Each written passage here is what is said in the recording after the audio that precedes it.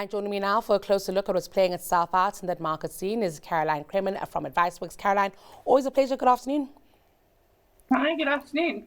I will tell you, I'm rather surprised. Green screens all around, upbeat markets. I'm not sure if this is optimism.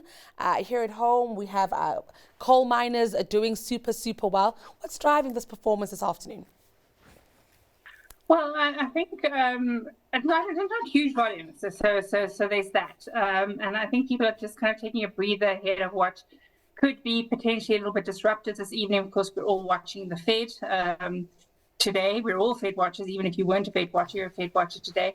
But it does appear as if, just from the commodity side, just remember our market is driven by commodities. Commodities looking a little bit less depressing than they were a week ago or a month ago.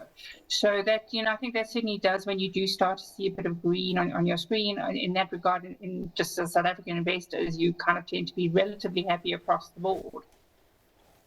Then I must also ask you about that CPI data meant to come out of the US there. I'm seeing numbers around 3.4%. I think I've seen one publication say 3.7%. We're just not at the 2% mark that we'd really like to see, are we? Yeah, I think people are kind of getting used to the fact that the 2% is probably never going to be reachable. I think the 3.4 and the 3.7, the difference between the two of them is one is core and one is non-core. One is CPI and one is core CPI. So I think it's not only that the people are watching, people are also watching. The Fed is releasing their minutes for their prime meeting, where they decided not to increase interest rates, but where there was a material change in the amount of interest rates that they were going to increases that they were going to have in the year, where they guided to 3 interest rate increases in the year, 0.75% in total. So people are wanting to look at the reasoning for that, and that's kind of important because the January and February inflation figures came out probably higher than people expected. And if this is really, I think people are calling this the core statistic that we're going to see this year, because those 3 interest rate increases are kind of critical because of the amount of meetings the Fed is going to have between now and the end of the year, and the fact that there's a US election kind of in the middle of the last 2. They're going to be very reluctant, I think, to have their first interest rate increase, just before the election, first interest rate decrease, or possibly increase, hopefully not, before the election. So that means they've kind of got to do it at the beginning of May, June, July. So market will be looking to see as to how steady that theory is going to be. And it's particularly important because in the last week or 2, you've had a couple of the regional Fed members coming out and really trying to talk back even those three decreases. And you're increasingly starting to see a lot of commentary from economists that they might not actually be decreases this year at all. So apart from the fact that there's a decision tonight, people are going to be looking to how they're thinking. And I think that's going to, depending on what they're saying, could create a bit of volatility in the market. I think the picture a little bit more uncertain than what we thought we'd be seeing at this time of the year, Caroline. Also keen to get your thoughts on some of the quarterly results we'll see out of big banks coming out of the US, JP Morgan Chase, Citigroup, Wells Fargo. Still expecting the endowment effect to boost those bank earnings? So it is boosting the bank earnings. So they've been massive beneficiaries of that since interest rates have increased. I mean, if you actually just go and have a look at how those earnings increased with just a few percentage points of interest, you realize how banks are really money-making machines in an environment like this. However, they're money-making machines up until the point where the economy gets distressed. And I think for banks, I think the key thing that you really need to look down into their results, and it's going to be bank specific, is you're going to be looking at 2 things. Number one, I think credit card delinquencies is kind of important. You are seeing that rise. It's rising, I think, higher than before 2019. So before we started to have all the issues with COVID. Now that's a worry. So if you are a bank, and a lot of the regional banks in the US are exposed to consumer credit in a distressed environment, that's room for, almost like a black swan event. You see 1 or 2 of those regional banks, like we saw in the beginning of 2023, come under pressure. The other issue is, of course, commercial loans, commercial property loans. We're seeing distress in that area as well. And I want to say distress, but certainly a lot of strain. And again, it's going to be quite bank specific. JP Morgan's got a very good book, very high quality book, and probably absorb defaults and delinquencies, but there are a lot of banks that aren't. I think people tend to focus on, when you look at the US banking sector, you focus on Goldman Sachs, JP Morgan, Wells Fargo, the big guys. But they also forget that it's a very, very big banking sector are those regional mid-tier banks. And they can cause quite a lot of issues in the areas that they operate in. So, yeah, as those banking results come out, I think it's worthwhile just diving down to those two figures in particular. The big guys, JP Morgan, I think that's fine. You know, very, very good management, very good credit quality. And they do tend to think ahead. Also keen to get your thoughts, Caroline, on news that came out overnight. Fitch deciding to downgrade China's credit rating there to negative from stable. Normally, this would actually rattle our commodities, but of course, based on the strengthening in the commodity prices, we seem to have just shrugged that off. Yeah, it's actually very surprising, and I think that people are kind of looking backwards a few weeks when China actually put their GDP targets in for this year, and they're probably higher than expected. I think it was 5%, if my memory serves. So I think since that has kind of been coming out, you know, commodities have kind of been finding their bottom and finding their legs, so particularly iron ore and copper and things like that. So, you know, China was obviously a little fairly grumpy about that. I think we recall in South Africa, when we get downgraded, you know, our government was kind of grumpy, but, you know, they tended to shrug it off. But Fitch does raise concerns that have been in the market really for a couple of years now, but are kind of becoming more relevant now. And that is that Chinese property sector, and also those, you know, those off the books, the dates, I just forget the term for it. It is, again, I brought Black Swan up before, it is a Black Swan potential event. You know, the government has shown that it's increasingly unwilling to bail out quasi-financials or property companies who get themselves into trouble. So, yeah, Fitch was right. It is something that you need to keep an eye on, and it is something that could really potentially derail China and, you know, derail us, because we export commodities to these places.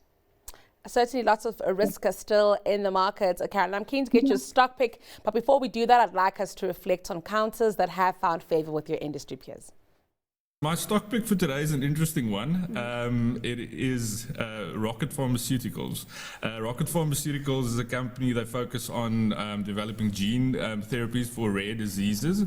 The sort of macro biotech space has been something we've been looking at over the past number of months. It obviously had a terrible 2022, and the only thing that really sort of saved it from having a third consecutive negative year, the tech center, the biotech space in general, was the rally, you know, on the Fed pivot towards the end of last year. Rocket Pharmaceuticals is an interesting one. They're sitting on a lot of cash, and there seems to be some chatter around possible M&A activity, and there's also the potential of FDA approval for their second round gene therapies on the horizon. So I think it could be an exciting one. Picking Anglo-American for a couple of reasons. If you want to go into commodities right now, it's very difficult to pick a single commodity, because we're at a very early stages in the cycle, if it is an up cycle. So you want a diversified group that's got a solid balance sheet and capital discipline with some generally good cash generation, and that's Anglos. You'll get Platts in that, you get iron ore, you'll get copper as well, which works very well with the just transition and everything. And iron ore and diamonds, there's a whole bunch of them, and a management team that's been recently reconstituted and is very focused on growing value for shareholders and de-risking the balance sheet. So yes, Anglo-American would be my pick for today. I'm going for Prosus or Naspers as well. Some of the viewers that can recall that I've been probably negative about that business over the last year, but, you know, recent events have, my opinion has changed. I think the Tencent has probably got good earnings growth from the space. Their share buybacks, they're certainly positive. At the same time, of course, we know Prosus and Naspers continues to have share buybacks. So I think it's, you know, considering, and also the fact that Chinese valuations are so low and sentiment is so negative, I think it's a very good entry point into it. I've got reservations about China and specifically the Communist Party there and so forth, but I do think the IT sector is different. You should look at it differently compared to the property space in China or the resource space. So as a result, I think good opportunity to, if you haven't entered Naspers, to re-enter it or perhaps to do a top-up. All right, Caroline, keen to get your thoughts on some of those counters. We have Rocket Pharmaceuticals, Anglo American, and then Naspers Process. So totally on board with the Anglo theory. You'll see my stock pick with Bulletin going to that. On the other two, I do just want to issue two words of warning. Number one, on Naspers and Process is, and this not even Naspers Process, is some of those Chinese listed stocks like Alibaba and JD. These are all fantastic companies, magnificent growth potential, magnificent, exceptional intellectual capital. There are things that they can still be developed, and revenue generation par none. However, just remember that where these things are listed, it is still a command economy. It is a one-party state. These guys perpetually interfere in those markets in whatever format. You never know when it is coming, so there's an enormous risk to do that. So I think there's possibly enough not in the Chinese market that where you can get exposure to these types of things where you don't have that additional risk, because we really do not need that additional risk when you're investing. The second thing on Rocket Pharmaceuticals, so I have not followed the company. Thank you for the tip. I will now go have a good look at it. But biotech, biopharma, I mean, this is really the wave of the future. The problem with these types of companies, though, is that it's not necessarily the don't fall in love with the theme or the product they're developing. A good theme and a good product does not make a profitable company or a good investment. And that's particularly true in the biopharm, where you could or could not get approval from your health agencies, or where, your debt levels could be kind of going out of, especially in a high interest rate environment, could be going fully, just going bizarre while you're actually trying to run a company. So it's sometimes better, if you're going to put your money into something like a Rocket Pharmaceuticals, do your homework and follow the company, with a hawk's eye. If you just want to be exposed to the theme, it probably is far better to be an exchange-traded fund. It's a really good exchange-traded fund. Its share code is IBB. It's iShares, I think it's biotechnology, which will give you a spread of that industry. And I do think that is a great long-term theme. With that said, Caroline, keen to get your thoughts on your stock pick. You did say that it is a commodities counter. Well, it's Billiton. So I actually had a choice between Anglo and Billiton. I actually saw that the guy before me actually did Anglo. So I'm going to go for Billiton. So commodities kind of go in and out of favor. They've been out of favor for a while. I mean, the stock has been flat for the year. I think it's down 10% year to date.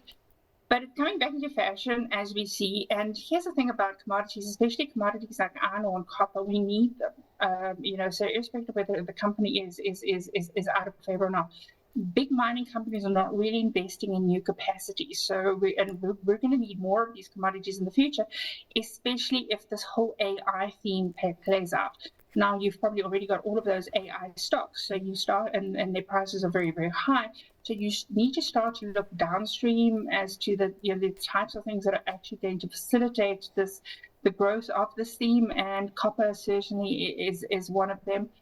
And then simply, if you can ignore all of that, you can just simply buy this company for its magnificent dividend yield and really good management. If you're going to buy a commodity company, you need to look at people who are really know how to manage a company and have got very good capital allocation. And to me, Billiton has got probably one of the best team of capital allocators in the world markets. So you cannot do better than that. Brilliant, Caroline. An absolute pleasure having you with us this afternoon. Thank you for your time. That was your midday markets update with Caroline Cremen from Adviceworx.